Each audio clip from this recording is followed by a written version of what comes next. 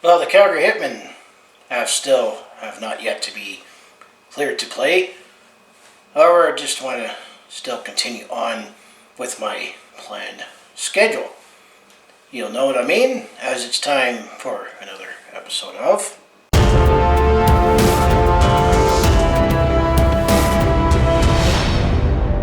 Hi there, it's Brett Hornby here, and welcome back to my YouTube channel, and welcome back to another episode of my Calgary Hitmen in 6.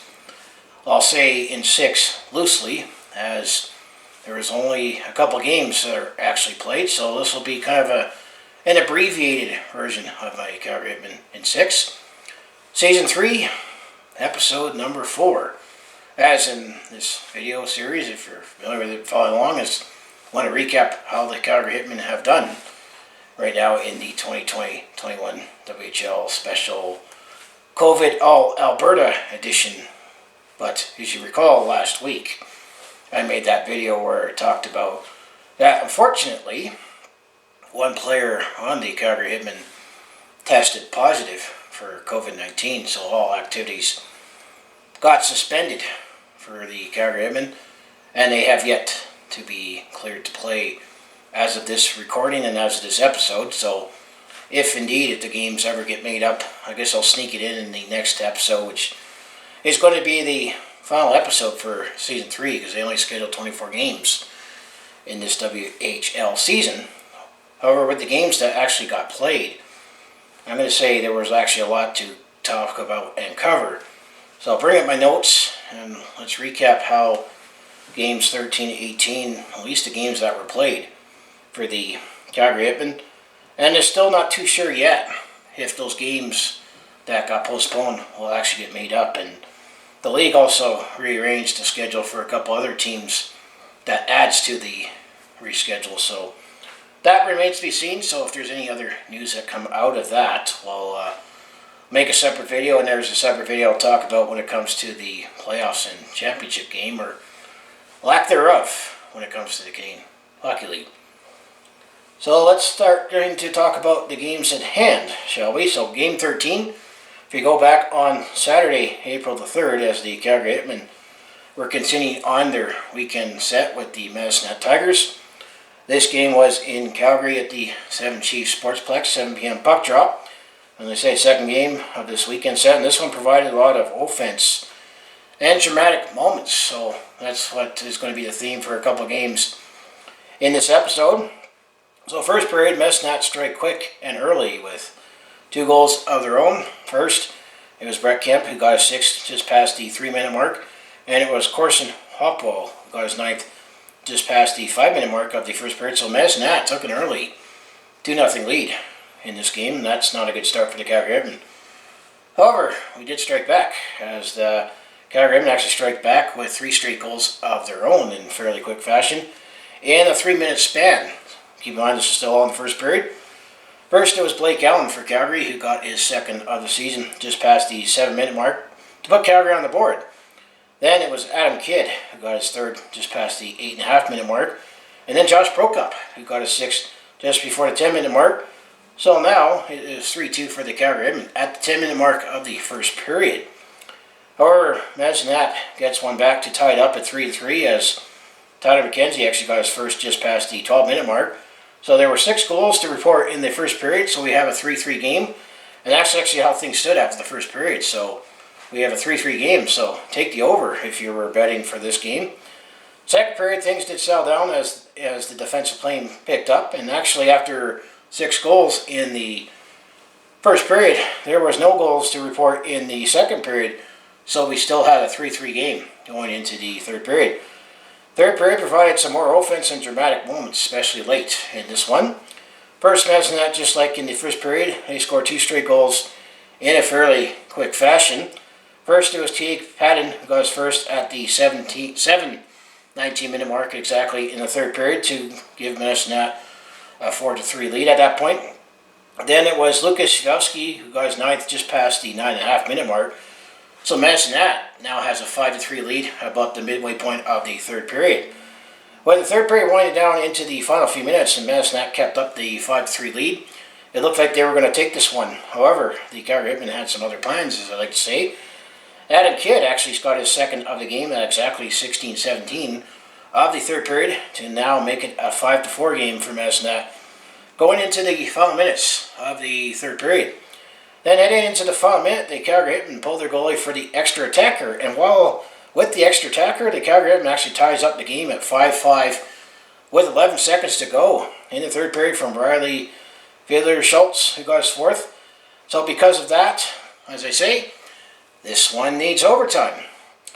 In overtime, both sides had their chances for the game winner. Eventually, it was Medicine Hat who did score the winner as Brett Kemp, who got his second of the game at the 4:43 minute mark of overtime, so with 17 seconds to go. So we didn't at least make it to the shootout. So ultimately, Medicine Hat wins this in a wild one, 6-5 in overtime. Medicine Hat also outshot the Calgary Hitmen by a small margin of 31-36 overall, including each side having 3 shots each in the overtime.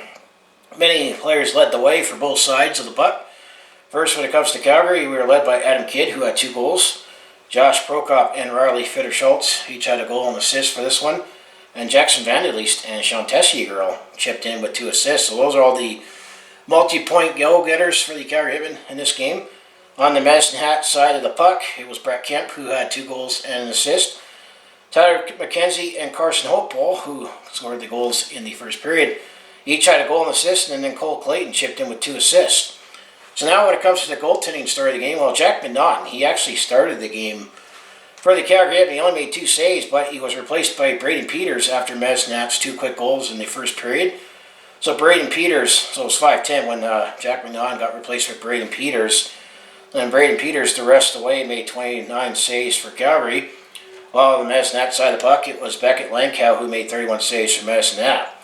So that was game number 13. So game 14, this happened on Monday, April the 5th, as I meant to say, as the Calgary Hitmen were wrapping up their weekend set with the Medicine Hat Tigers. Now the scene shifts back to Medicine Hat at Co-op Place for a 7 p.m. puck drop. And how can this follow up from the last game that needed some overtime and lots of offense? Well, first period, I would say the Calgary Hitmen did have an edge in play overall and actually got on the board first. First, it was Sean Tessier, got his 5th of the season at exactly 7:46 of the first period. So Calgary took a 1-0 lead at that point. However, Medicine Hat did strike back a couple minutes later as Carson Opel got his 10th just before the 10-minute mark. So we had a 1-1 game at the midway point of the first period. And that's actually how things stood after the first period. And it was actually a fairly clean first period as there was no penalties to report. Second period, I felt the Medicine Hat Tigers did pick it up and had the edge in the play over Calgary after Calgary had the edge in the first period.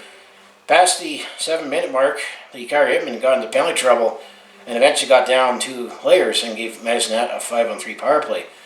Then on that said power play, it was Brett Kemp who got his 8th just before the 9-minute mark to put Medicine Hat Tigers up 2-1 at that point. Calgary did actually get one back, as it was Cale Zimmerman got his 3rd just before the 14.5-minute mark to make it a 2-2 game. And actually that's how things stood after the second period. It was tied at 2-2. Just before the end of the second period, Medicine Hat did get into penalty trouble, giving Calgary a power play that carried into the third period. I'm also going to highlight that there was a coincidental roughing penalty that happened at the end of the second period mark, as it was Zach Funk for Calgary and Daniel Baker for Medicine Hat. So there was definitely some more physical play and rough stuff that happened in the second period in this game. So now let's go on to the third period. As I mentioned, the Calgary Hitmen had a power play that carried into the third period.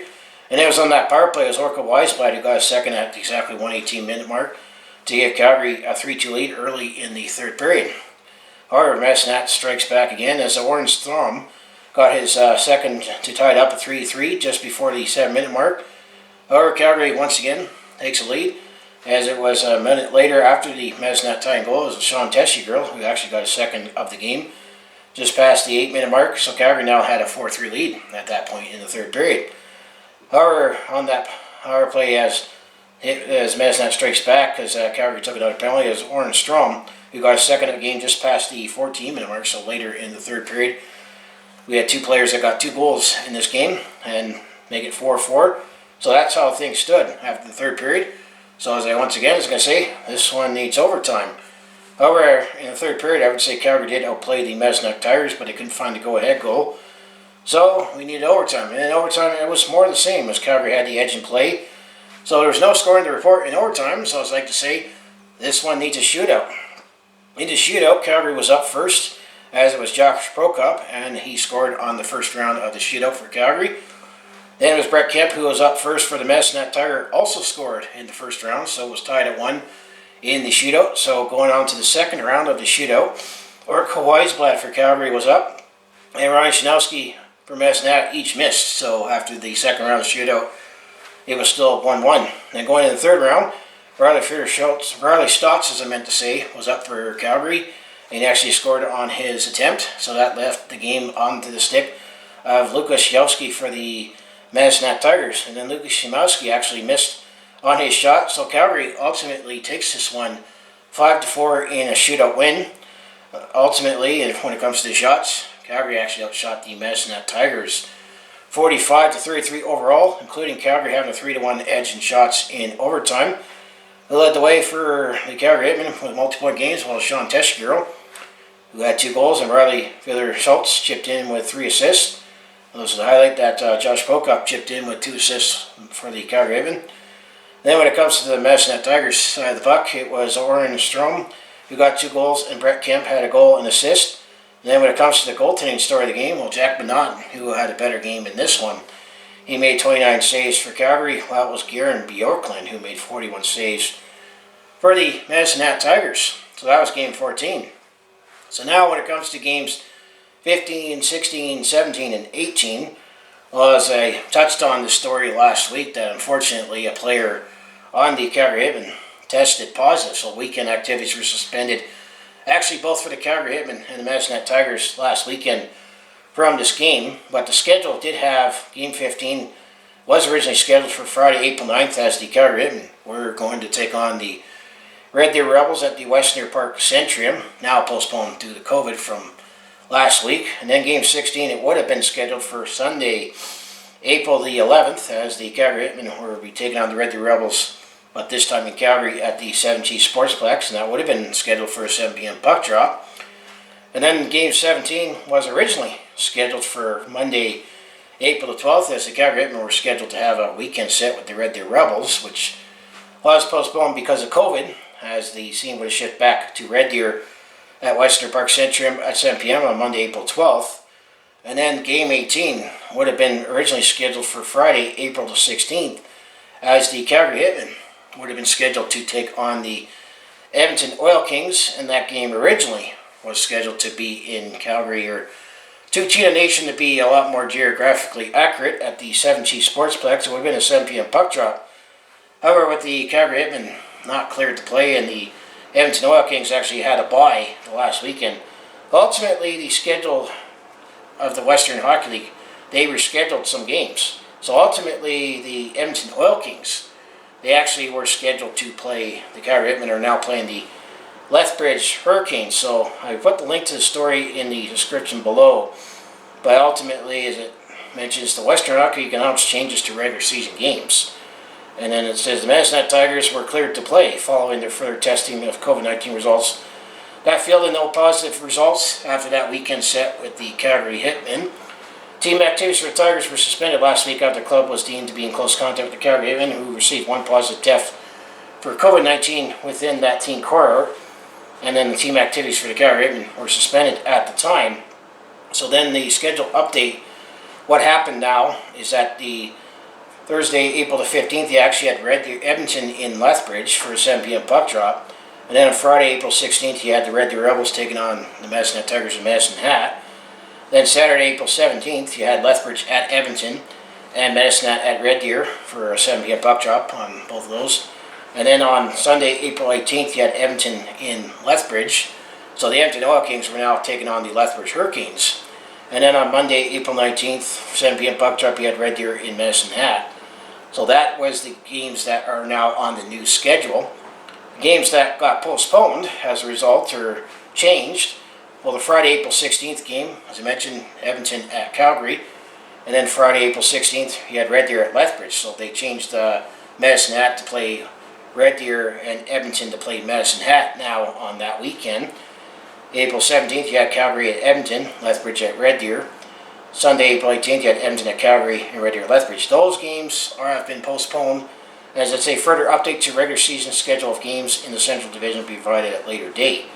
So ultimately, the Calgary Hitmen have a much longer layoff because the last game they've played was on Monday, April the 5th, before that positive test came out.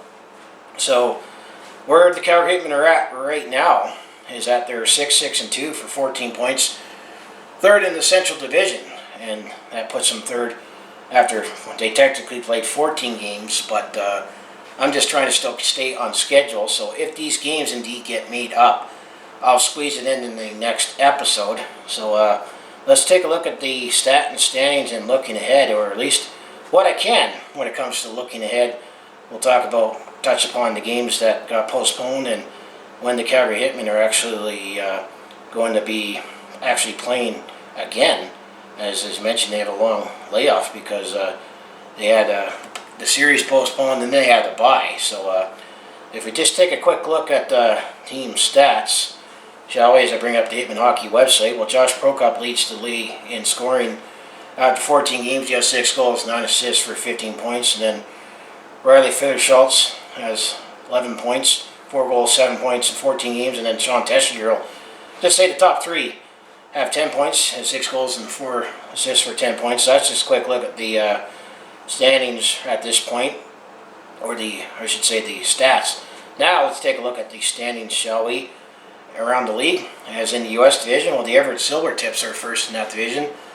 After 13 games, they're 10-3 for 20 points. And then you got the Seattle Thunderbirds. After 13 games, they are 7-6 for 14 points. And then you got the Portland Winterhawks, who are 5-4-3 after 12 games for 13 points. And then if you look at the BC division, well, Kamloops is leading the way. After 8 games, they're 7-1 for 14 points. And then you got the Vancouver Giants. After 9 games, they're 6-3 for 12 points. And then you got the Prince George Cougars. After 9 games, they are 4-3-1 and 1 for 10 points. So that's the top 3 in the Western divisions. And when it comes to the wild card, we got the Spokane Chiefs. They're 4-5-2 and 1 for 11 points. Then you got the Tri-City Americans. After 12 games, they're 5-7 for 10 points. And then you got the Victoria Royals, who are after 10 games, they're 1-8-1 for 3 points. And then the Kelowna Rockets. They've only played 2 games because they also got hit with COVID. And actually, as of this recording, the Kelowna Rockets actually got cleared to resume to play. So they're only just 1-1 for 2 points after 2 games, as the Kelowna Rockets also had to deal with COVID. So that's the West. So out in the Eastern Division, or conference, and now go at the Central Division first. Well, the Edmonton Oil Kings, after 14 games, they're 13-1 for 26 points. Then the Madison Tigers, they're 10-3 and 0-1 for 21 points in 14 games. The extra number is the shootout loss. And then you got the Calgary Hitmen after 14 games. They're 6-2 for 14 points. So that is the top 3 in the Central Division. Now in the East Division, you got the Saskatoon Blades. Actually, that's the only division that actually has been able to play smoothly, it seems like, and same with the U.S. division. After 18 games, the Saskatoon Blades are 14-2 and 2 for 30 points. Then you got the Brandon Wheat Kings after 18 games. They are 13-3 and 2 for 28 points. And then you got the Winnipeg Ice. So that's a pretty good division because after 18 games, the Winnipeg Ice are 13-5 and 0 for 26 points. So then when it comes to the rest of the Eastern Conference wildcard, I mean, playoffs are irrelevant as there's just a matter of just getting games in, and actually the Memorial Cup, I'll talk about in a separate video, actually ultimately got canceled, so there won't be a Memorial Cup this season. So in the wild card, you got the Prince Albert Raiders. After 18 games, they're 7-2 and 1 for 17 points. Then you got the Moose Jaw Warriors. After 18 games, they're 7-10 and 1 for 15 points. And then you got the Regina Pats. After 18 games, they're 6-9-2 and 1 for 15 points. Then you got the Lethbridge Hurricanes. After 15 games, they're 6-7-2 for 14 points. And then you got the Swift Current Broncos. After 18 games, they're 3-14 and 1 for 7 points. And then actually rounding out is the Red Deer Rebels. They're after 17 games, they're actually 2-13 and 2 for 6 points. Maybe that's why Brent Sutter ultimately stepped down as head coach of the Red Deer Rebels. And should we say speculation? Maybe he wants to join his brother with the Calgary Flames. Don't know. Who knows? But that's just a quick look at the stats and standings, where as of this recording. So when it comes to how the Calgary Hitmen have played against Alberta, this season? Well, against the Edmonton Oil Kings, they're 1-2. So actually, the Calgary Hitmen are the only team that give Edmonton the one loss so far. And then when it comes to the Lethbridge Hurricanes, we're 2-1. And then when it comes to the Medicine Hat Tigers, we're 2-3-1. And then the Red Deer Rebels, we were 0-1-1. 1-0-1, as I meant to say. I mean, I'll put that in the description just because of the weekend set season series. Just like I did with my Calgary Flames 6, where we look at how the Flames have done against the North Division. It's just unique circumstances this season. So now let's look ahead. Well, what's much to look ahead, because we'll touch on the games that were scheduled but now are postponed for 19 to 24, and this will be the last episode in season 3 when it comes to my Calgary Hitmen in 6. So it might be a more jam-packed episode, and we don't know when this episode will happen, because maybe if these games get made up, I'll sneak it in at the end. But originally a schedule, game 19 would have been on Saturday, April the 17th. The Calgary Hitmen were scheduled to play the Edmonton Oil Kings, and this would have been in Edmonton at the Downtown Community Arena, 7 p.m. puck drop, but it's postponed due to COVID for the Calgary Hitmen, and now the Lethbridge Hurricanes are taking on the Edmonton Oil Kings instead. And then that'll be game 19. Game 20 would have been on Sunday, April 18th, as originally scheduled, but now postponed due to COVID for the Calgary Hitmen, and the Edmonton Oil Kings now taking on the Lethbridge Hurricanes. The Edmonton Oil Kings would have came back to Calgary with a 7 p.m. puck drop at the 17 Sportsplex. And then game 21, this is actually the next game that's on the schedule for the Calgary Hitmen. And if you go on the Hitmen Hockey website and then look at the schedule, well, those original games that are scheduled that I talked about, actually they're off the schedule now, like it doesn't exist. So we don't know, will the Calgary Hitmen actually get to play 24 games this season, or now that there is no playoffs or Memorial Cup, could they just, tack on the end of the season?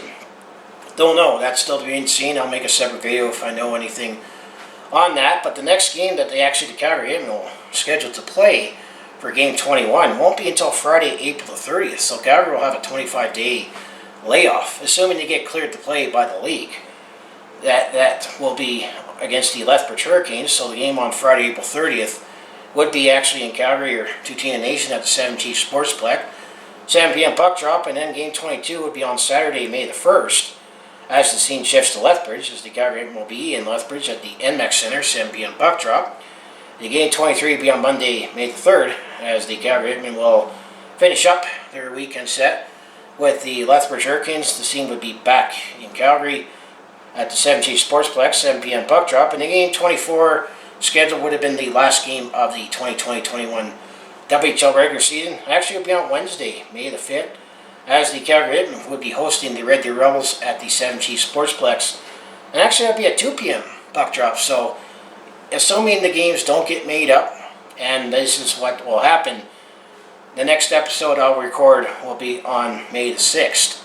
But if games get made up, maybe it won't be till closer to the end of the middle of the month, or maybe just before the Victoria Day long weekend. But there is going to be only one more episode left when it comes to the Calgary Hitmen, my Calgary Hitmen at 6, and I'll just touch upon, depending on how the schedule works out, maybe I'll redo the game recap, and then maybe I'll do a final season recap in a separate episode, so the season or the episode isn't too long. But that's all I have when it comes to my Calgary Hitmen at 6. I mean, I'm just still trying to stay on schedule and plan, and just share what is going on, because it's junior hockey. It's different than don't have the same limelight when it comes to the NHL. But I'm a fan of all Calgary sports, and so I just still want to put it out there, and just still stay on schedule and plan.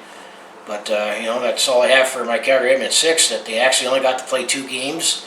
I guess they made the most out of it with an overtime game with some dramatic moments, and a shootout game in the other. But fortunately, or unfortunately, I know it sounds like I say fortunately when I mean to say unfortunately, just how I say it. But unfortunately for that Calgary Hitmen player, got tested positive. But hopefully all the best, and he'll be cleared to play, and maybe those games will get made up next weekend. But I'll tack it on to the next episode. So that's all I have when it comes to my Calgary Hitmen in 6. And on this separate video, I'll talk about the Memorial Cup being cancelled. So anyways, like I say, if you want to follow along with this Calgary sports fan's journey, home of the Flames, Hitmen, Roughnecks, and Stampeders, I mostly do talk Calgary sports on my YouTube channel. I recap games, talk stories, and recap games like this episode or this video, and at least the games that actually happen. But I also do a variety of non-sports content like personal vlogs, attempt at comedy, which I think I'll have more time to do that once the hockey season is over for both the Hitmen and the Calgary Flames. And also share my experiences I'm on the road at a sporting event. And I'm actually trying to do some more on-the-go vlogging. So that's all I have on my YouTube channel. So if that all sounds like it'd be interesting to watch, to follow along with this Calgary sports fan's journey, you know what you do, just make sure to subscribe. I also have my other social media links down in the description below. For other ways you can follow me, with my Twitter, Instagram. I actually have TikTok, and then just a generic Facebook page where I just like to put my plans and announcements on there and share videos like this, for example. So I would say, let's go Hitmen. Thanks for watching, and I'll see you in the next video.